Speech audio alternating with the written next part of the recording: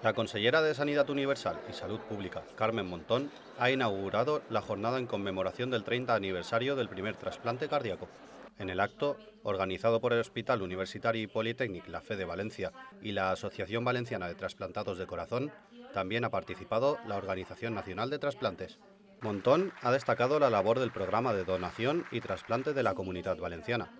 y ha recordado que es posible gracias al trabajo de los profesionales médicos y sanitarios y de la solidaridad de los donantes. Podemos contar 835 historias de éxito a lo largo de todo este tiempo, 835 trasplantes que son personas, no son números, que han tenido una segunda oportunidad, un regalo de vida, y la verdad que ha sido gracias a la solidaridad de los valencianos y valencianas, que siempre, año tras año, están en unos niveles de donación muy altos.